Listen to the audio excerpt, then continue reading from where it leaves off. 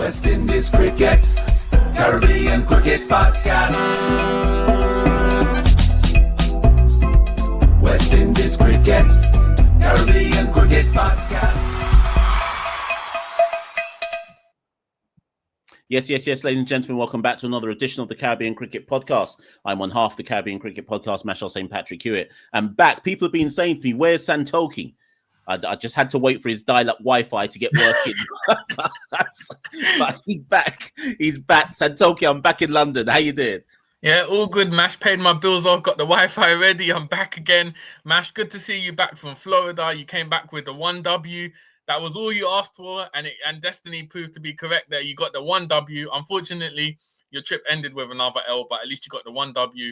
And what has been a summer mash of L's for West Indies, across Test cricket, ODI cricket, T20 cricket. And you've been fortunate enough to catch a few W's. You've seen a few L's, and it's been an exciting summer for you. And we've got a guest on, Mash, who not only has had to witness the L's that West Indies have taken, but unfortunately for him, he's also a Manchester United fan, I believe, based on his social media posting. So it's been a big one, a massive one. It's been a couple of years of L's for our following guest, Mash. But in all seriousness, Mash, West Indies International gave us one of the most iconic moments in the 2016 World Cup, and in more recent times has been a great commentator and analyst on all media platforms covering West Indies cricket. So without further ado, do you want to introduce our special guest on for today's episode? Yeah, you've done a fine job in giving people the clues of who it is, and I don't need to say anything further because it is, of course, none other than, remember the name, Carlos Brathwaite. Carlos, how you doing? All good. Reeling from the licks that I get from Man United so far already, so I know how this interview will go. But now it's been good to watch the podcast grow. We've met off air and in real life, IRL, as the young people say. So yeah, it's been good to watch the growth of the podcast and keep doing what you're doing. Most definitely. And listen, Carlos, let's jump straight into it. Obviously, you're in Trinidad, so actually, to give people a heads up, we assume that you're in Trinidad because you're going to be doing comms on ODI 1 and 2 for sure. Mm-hmm. Yeah.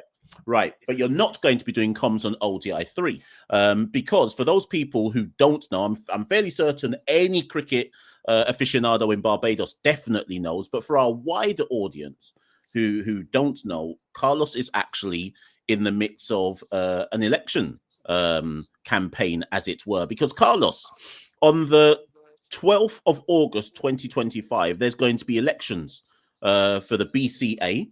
And when I looked through the list, Carlos, it said that running to be one of the 3 directors, there's 3 positions for directors within the BCA. And when you run down the list of names, you see Dr. Rudolph Elaine, Winston Haynes, Kamal Springer, Henderson Wallace, Dr. Roland Toppin, and then there I see Carlos Brathwaite as well. So Carlos, let's start straight there. What inspired you? Because, and I respect you, Carlos, for this, because a lot of people talk about cricket in the West Indies, and there's so much to be said, and there's so much that everybody always wants to chime in and say, do this, do that. But you've effectively put your money where your mouth is because you're actually running for a position. What made you want to do it? I hope it don't cost me too much money. But no, I think just like what you said, regularly you have conversations. Obviously, being a commentator, you have to keep your ear to the ground, follow the game, and be able to call it and spot trends and that type of thing. And I've loved West Indies cricket as a player, but I think stepping into the commentary box, it actually, I wouldn't say rekindle because the love and the passion was never lost, but I think because I have no control over what's happening on the field now, it feels as though the passion is there as much as it was playing, and in some instances it even feels like it's burning brighter. So just having conversations, and funny enough, it's been 4 years now I've been doing commentary, and it feels like a long time. And you get into certain conversations with people about what can be done differently, and then someone made the statement to me that you have the clout, but you're not close enough to influence change. We want you to be an admin type of thing. And I mean, everybody see the helmet lash, everybody know the passion that I have for cricket. And I'm one of those persons that if it not working, I'm happy to walk. Um, so my hesitation in the past has always been so many times you have conversations with people that are actually in power, and you make certain suggestions, and it feels as though it falls on deaf ears. Mm. And over the last few months or so, I think I started to be a little bit more open-minded around maybe it isn't that they don't want to influence change, maybe they can't. For whatever reason, there may be a limitation. Um, so then my thing was, can I get in then and see what the limitations are, what's holding West Indies cricket back, obviously only from a local standpoint in Barbados at the moment, but with a view of making Barbados cricket strong. I think we are a really good place where all of our junior teams are champions, if not all, majority of them, and they're doing really well. And there's always been that deficit between under 19 cricket and senior team cricket. So how can we create a system where from under 19 level, you're going into a functioning system that prepares you for the rigors of first class cricket. And then we always say how bad our first class cricket is. So then you need to be prepared even better from first class to international. So how can we start to build some bridges? And one of the things that I am passionate about is an exchange of talent, information, and process. So the Shamar Holder documentary went viral, went worked with Shabazz Chowdhury, Speed Camp, Mm. and he's someone I have a lot of time for. Him alongside Naeem Amin, who I met at IPL as a coach. I Naeem has done thesis on fast bowling, comparison between fast bowling and javelin throwing. Shabazz has written a book on fast bowling. So these are guys that are accomplished and they know what they're speaking about. Um, Shabazz loves a little bit more numbers than Naeem does. Naeem a little bit more old school.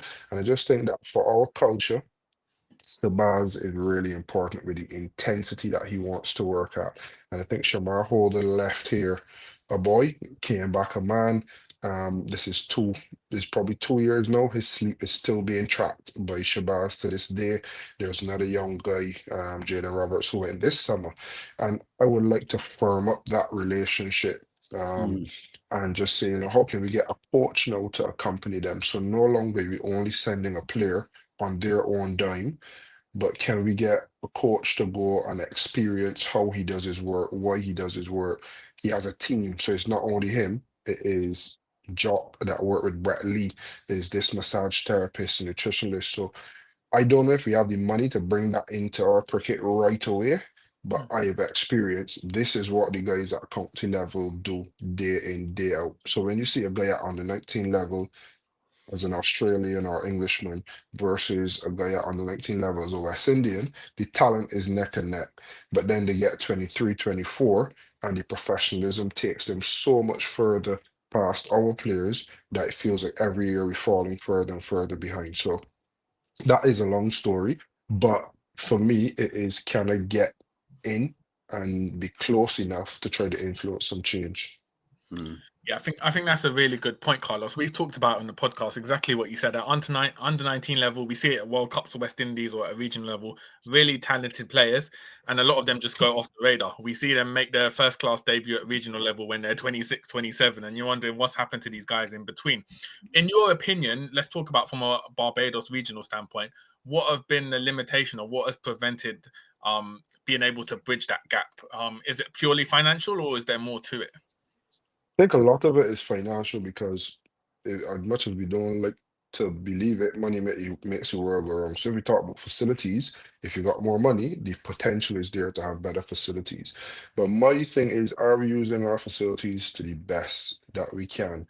Um, and just after COVID, I was trying to use the gym to stay in shape, was playing a lot more then, and I couldn't use the gym for about a month.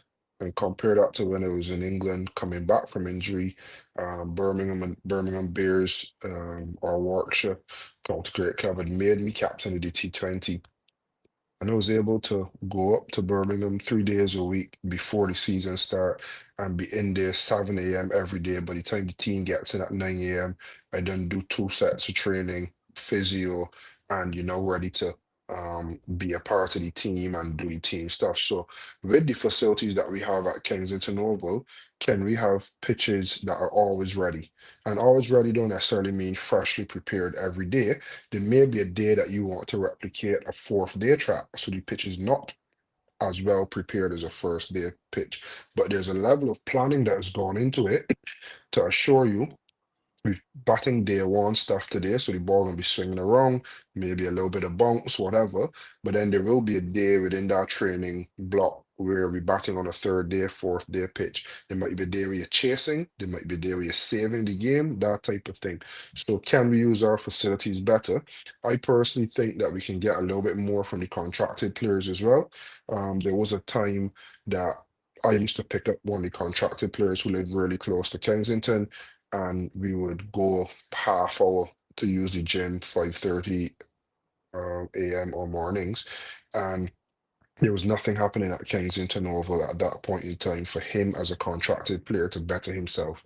Now, if you can pay out the money to contracted players, you get the players to work for the money, and not in a bad way where you're driving them like slaves, but why try to slab everything into 1 month before the 4 day when you got 12 months in the year? This is a full-time job now, so I want you in that Kensington Oval from Monday to Friday. You play cricket, club cricket on Saturday and Sunday. Now on Monday and Friday, let's say it's a fast bowler. You bowl 2 days on Saturday and Sunday. I'm not going to be ridiculous to say come in on Monday and bowl 10 or 10 over spell. No, but you can come in. This is your office. Come into the office. Let's have a conversation about how the weekend went, with some of the plans that you worked to, some of the players you bowled at, some of the fields you bowled to, because it's club cricket, yes, and first class is a step up, but there will be things that can be pushed from club cricket into first class cricket, and all of a sudden then you start to build a level of awareness with our player. One of the things that we always say is, oh, our cricketers mature later. But why do they mature later? Because that knowledge exchange comes a lot later. It's almost like they have to experience it. And I heard Shamsi say that when he broke into the South African team, Imran Tahir took him under his wing. They sat next to each other. They ate together. Um, and Imran Tahir made a statement to say, like, he's learned what he's learned now. I think he was 36 or whatever. And Shamsi was probably 26 at the time. And he was like, I don't want you to wait.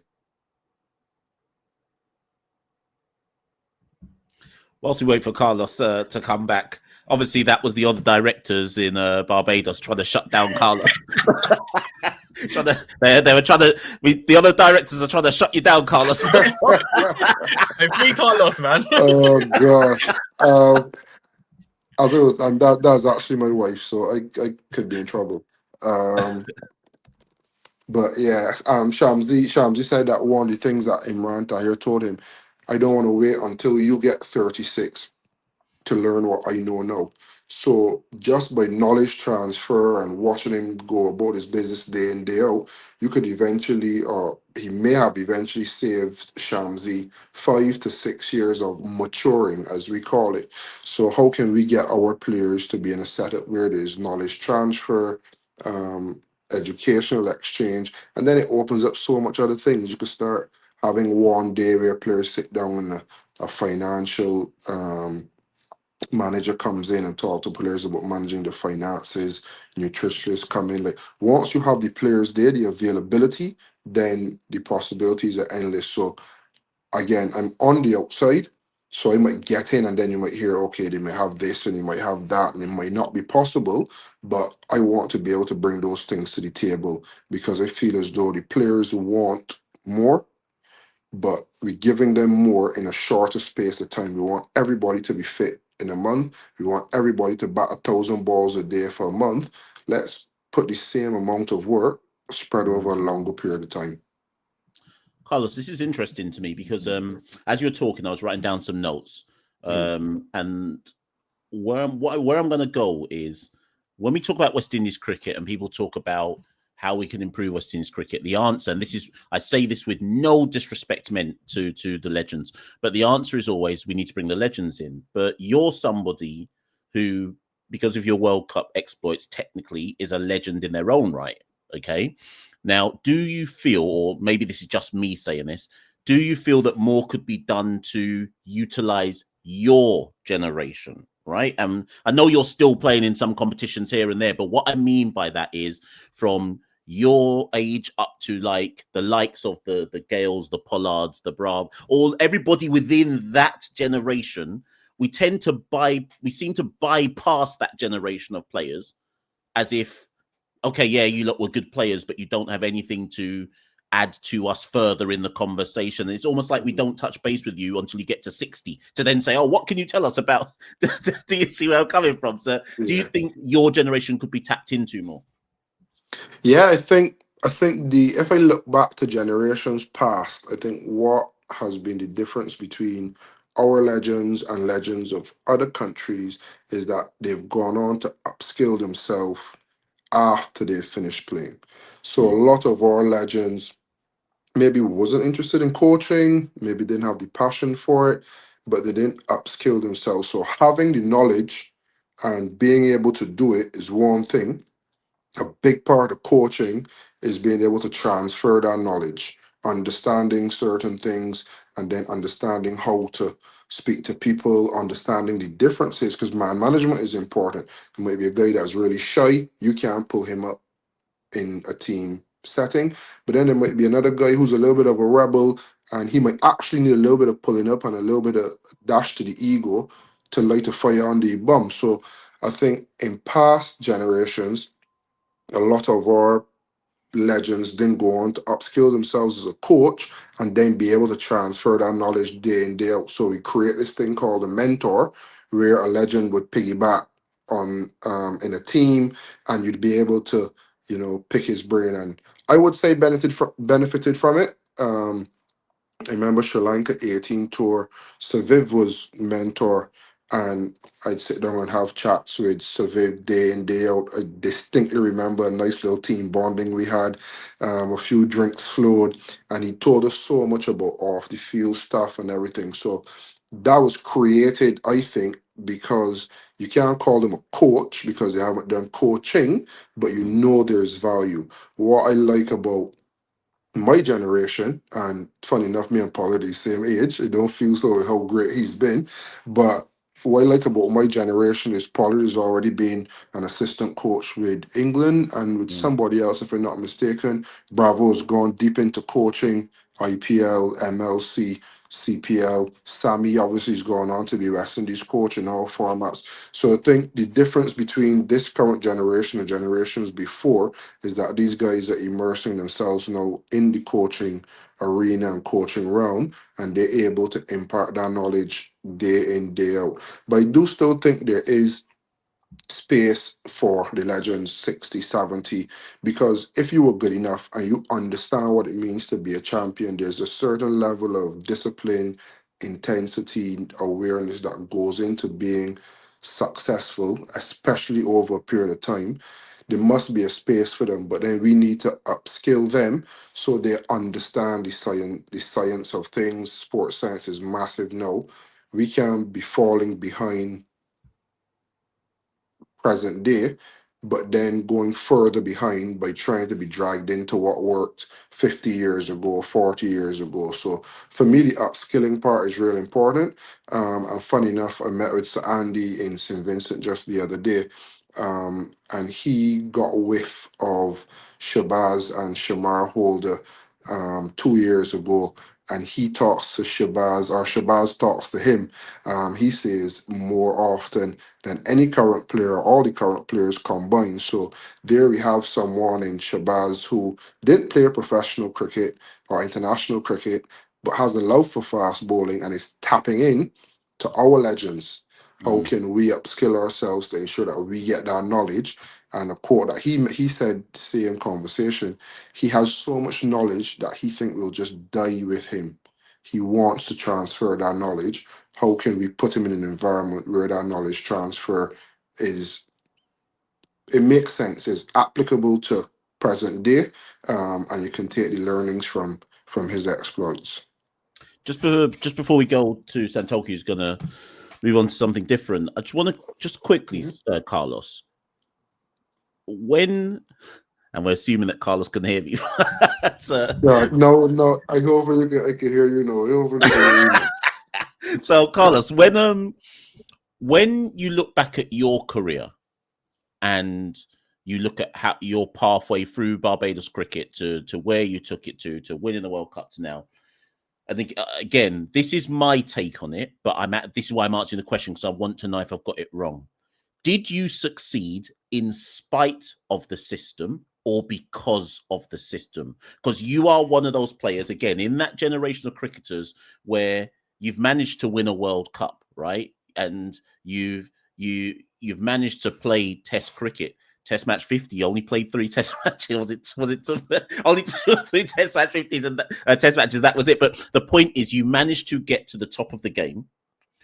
But when you look back at your career, what was that down to then? Were you just fortunate, or is there value in the system? There is value in the system, but there is a level of luck as well. And what I would say is, for every me, there's probably 10 or 15 that could have gone on to do what I have done. And then there is me that you could say, yeah, I mean, I appreciate what I've done in the game so far, but as a 19-year-old, 15-year-old, you probably wanted to do a little bit more. Like, I love Test cricket. So there are not many regrets that I have in life, but only playing 3 tests would probably come as close to regret as possible. I have gone on to play 50, 55 tests as a West Indian? We don't play much Test cricket, so 50 tests is probably realistic. Could I have played all over the world and experienced different challenges, gone through the bowling at route, or bowling at Cook to bowling at Root to bowling at Brook, like 3 different generations. So then you have to ask yourself the question: we manufacture so much talent. If one slips through the crack and is successful, and success is relative, does that mean the system is successful or good enough? Or is there a percentage of players that we need to be producing to then say, okay, the system is actually working? So I can't sit here and disrespect the system that brought me through, because I went right through. They had Barbados on 13, we went to England, Barbados under 15, played 1 year, Barbados under 19, would have played West Indies A, played for Barbados senior team. So I would have gone right through the rung. So there is a framework there. I think what I see at different points in time as I was going through the system, and what I've seen since, is that those systems could be tightened. Those systems could be made better, so that when players get to international level, they're better equipped. For some reason, we always have this thing where when players go from first class level to international level, or they will fail, they will drop back down, and then they'll bounce back better. Most other places, that isn't the case. Most other places, people land on their feet, they do well, and then it's only after international cricket works them out that they may need to drop back down and come back up, but they still get a good year, 18 months of being successful and doing the right things. So how, as a system, can we prepare our players a little bit better so that the first 18 months is filled with a little bit more success? And as a result, you're hoping then that you can get a cohort of players, that some players will come in and out, but you got 7, 8 guys that you can rely on for 2 or 3 formats at least. Santoki, yeah. Yeah, well, Carlos, I think it's safe to say both myself and Mashal wish you all the best in the elections on Monday. I think it was at Edgbaston last year during the test when West Indies were taking licks in the test match, where we were at a table with Fazir Mohammed, and we really saw the passion you had for making change. And as they say, actions speak louder than words. So it's good to see you getting involved, and we wish you all the best on Monday. We're going to pivot now to an article you wrote recently on LinkedIn entitled "The Crisis of Cashless Cricket," and this was about franchise cricket. And I think when you talk to a lot of cricket fans or people who watch cricket and you say franchise cricket, they immediately think of, the glamour and the lights of the IPL, everybody getting £1 million contracts, life is sweet for everyone. But as we've seen, franchise cricket pop up across numerous nations, different levels of it. And in this article, Carlos, you talked about sort of the pitfalls and dangers associated with franchise cricket. Do you sort of want to summarize and elaborate on what you wrote about? Yeah. So the origin of the article in the first place, Miss Nissa Pierre, she'd be happy with the shout out. I went to her and I said, look, I like business, and I want to transition from cricket into business, whether commentary supports that or not is a conversation, but I generally like business, got a couple of businesses, whatever.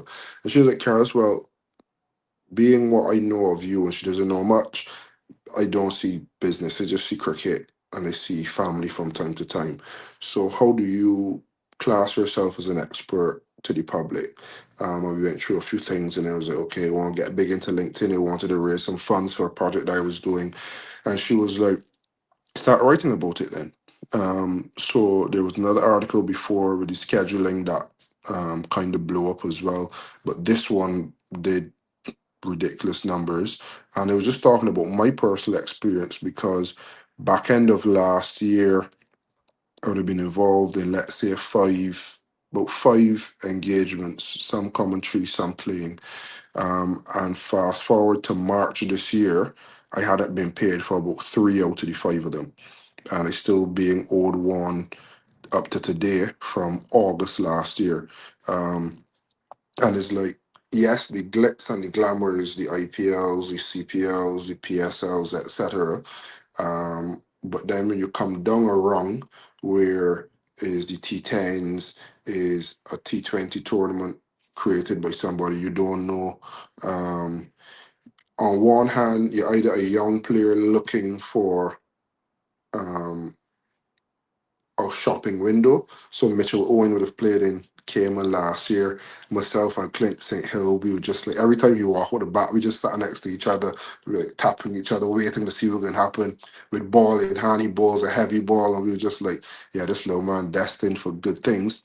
We didn't expect 12 months later he'd be where he is and doing what he's doing.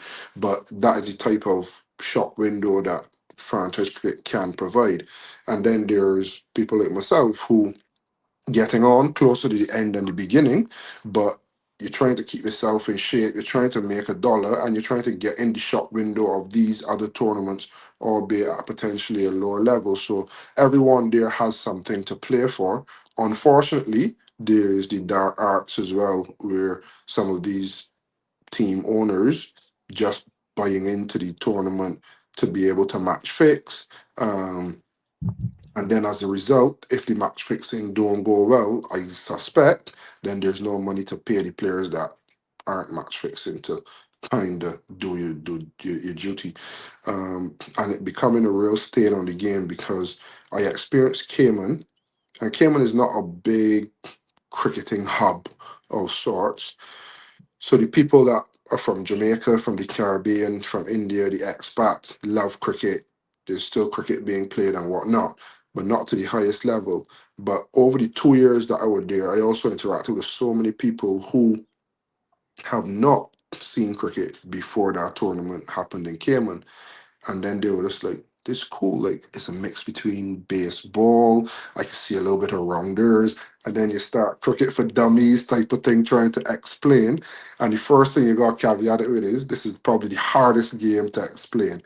But you're introducing people to your sport, and it's a sport that we love, that we're passionate about. So then when they aren't paid, vendors aren't paid, potential new fans aren't paid, then they brush everybody in the sport with the same brush that they did with the people that are either team owners, league owners, whatever the case may be. So for me, it was just to write to talk about obviously the business of the sport is sponsorship, franchise being bought, players being bought for the franchise, executing the tournament, players being paid, you're getting all your money from sponsors, etc.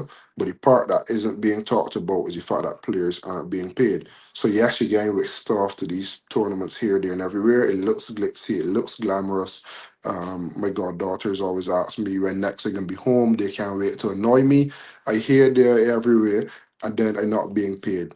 Uncle Ricky, you get paid so you can buy toys for us. So You need to get paid. And it going a little bit under the radar now. And I think the bubble will burst eventually. But what you don't want is that the bubble bursts and the tournaments that are actually doing good things, albeit on a smaller scale, are penalized because they got bad actors. So it was just about me bringing a personal experience, but then also talking about something that was genuine. And funny enough, there were so many people under it that started to talk about, there were agents that were talking about their players not being paid. There were cameramen, there were TV crew, there were people in logistics talking about them not being paid as well. So it seems to be a real stain on the game, but for some reason, again, because it's at the lower level, it's not being spoken about as much as it should be. So I just wrote about it because it was business of sport. We're talking money. It's a personal experience that I had. And then people were like, thanks for using your voice. This has happened to me, that's happened to me. And I've reached out to a couple people to kind of understand what their experience was. And yeah, you don't want people starting to think, I don't want to work in cricket because no one pays, because then that devalues the sport that we love and the passion we have for it. So Carlos, here's my thing. What's the answer to it? Because ICC and individual cricket boards are sanctioning these tournaments. So that's not to absolve anyone of any blame, because once it's sanctioned, dark arts can happen from there because it's being officially sanctioned, right? So if you're in a position of, let's say you're a business administrator and you're pitching to the ICC or any, let's say West Indies Cricket Board or whatever, right? Cricket West Indies rather, and you're saying, right, as a former player, current player, before you sanction these tournaments, here's what I'd like, here's the due diligence that I'd like you to do. What does that look like? Good question. I think the buck needs to stop somewhere in the short term. So it's almost like, okay, CWI, if you can sanction CPL, then every single payment needs to be at you. So whether you then ask the franchise owners to pay that into a CWI bank account and you control the payments, which is what happens in PSL, or you just know that these guys are accountable, and if they run off, that you are left standing holding the bill, then I think once everyone knows who the buck stops at, it puts a little bit of responsibility and accountability towards someone. One of the things that I've been exploring, because I would love to have a franchise tournament. I would love to run a franchise tournament and just do it properly, because I know what it can do for players of all ages, bring it to new territories like the Cayman. One of the things that I've explored because of a comment under this same LinkedIn post was having an insurance or a bond. So you mandated then to go and get this bond. The insurance then does the due diligence on the league owners. The league owners have to insure X amount, could be half, could be 100% of the operational cost. So the operational costs include umpire payment, player payment, TV crew, etc. But essentially, they can then provide a certificate or bond note to say all the money to operate the tournament is insured by X, by Y, whatever the insurer is. If at the end of the tournament, they don't get sponsorship money and all that, then that's fine. But as a player, with all due respect, I don't care. Because if you're working for a big corporation, they still got people owing them. That don't mean you can't pay me my salary if I'm an accountant. So if it's my job, I come on time, hopefully. I perform. Sometimes you do, sometimes you don't, but I turn up. And I expect to get paid. Now, as a player, if there's a bond note or insurer's note saying that this money is insured, if that person runs off, could be team owner, could be league owner, then they would have had to sign away some assets that they have to the insurer. So I know, Starboy, if you want to run away, feel free. But I know that the insurers now have the right to take up your mansion in London or in Dubai, sell it off, get us the money, and send down money. Now that process might be a long process, but there have been some people that have started to write off payments that they've been owed. Whether it's I heard a couple Masters stuff as well, couple of the franchise leagues. You haven't been paid for a year, 2 years, and you tell yourself, you know what, that 30K dead, that 50K dead. Like, how are we so privileged as players to be able to write off $10,000? You know how much money that could do for a single mother that looking for school fees, looking to buy things, school shoes, what's not, put the children in summer camp, whatever. So we have a duty. Franchise owners got him, boy. You're here, Carlos. You're here. Seriously, it can't be this popular. Listen, Carlos. Santoki's gonna to wrap it up in a second, but I actually I'm gonna ask you a funny one. I'm gonna ask you. Oh, hold on, people. Technical flaws here. Franchise. Can you hear me now, Carlos? Luckily, people. Whilst we wait for Carlos to fix his net, people are gonna expect us to edit this out seamlessly. But I'm just gonna leave it there. I got you. I got you again. Yeah, you're back. Listen, Carlos. That's probably perfect timing to try and bring this one generally to a close. Santoki's going to wrap it in a second, but just a question from me before we do that: because at the end of the day, we're people of the Caribbean, right? How bad have you had to get on? How many bad words have you had to cuss to get your money back in certain situations? I've had to start sending my agent one view voice notes because it was a voice note from a year and a half ago or something. And he saves it, and whenever he knows I asking about payments and they don't come through, he would either send me a screenshot of it, or he'd send me actual voice notes. Like, I can't give him ammunition anymore. I had to cuss a few bad words. I am gonna lie. And the thing is, but with my stature in the game or perceived stature, it won't be taken as badly because I want money. For an 18-year-old kid or a 19-year-old kid that has given up work to pursue this opportunity. So now you ain't getting paid from work and you're probably in the bad books of your boss, but it's worth it because if I go and play with Chris Gale or David Warren and I get 50 or 60, I could play CPL. It is a big thing. And then you don't get paid from work, you're in the boss bad books, and you still don't get paid from cricket too. Nah, man, that just ain't right. So I cuss for me and the young'uns. Well, Carlos, it's been an absolute pleasure to have you on. We'll have to get you on more often. I think this episode is definitely thought-provoking for people listening into this. And as I said, wish you all the best ahead of the elections on Monday. It's a big week or few days coming up for you. You've obviously got the ODIs against Pakistan to commentate on, the election, and then obviously the main event for you, whether your hero Ruben Amorim can finally pull off the 3-4-3 as the Premier League starts against Arsenal next weekend. So all the best for all those massive events coming your way. I appreciate that. I'll be at the game, Man United Arsenal as well. So come up and let's watch the beauty of Amorim ball. Listen, as Santoki says, Carlos, thank you so much for coming on. People, we hope you've enjoyed that one. You know what to do as always. Like, share, subscribe, Patreon, all of that, all the descriptors below. And if there's anything that Carlos said in the episode that was thought-provoking, just like the people who commented on the LinkedIn, leave your comments. Carlos may well come back and read them, and you may provoke him into thinking about something else that he wants to potentially talk about, research, etc. But thank you, Carlos.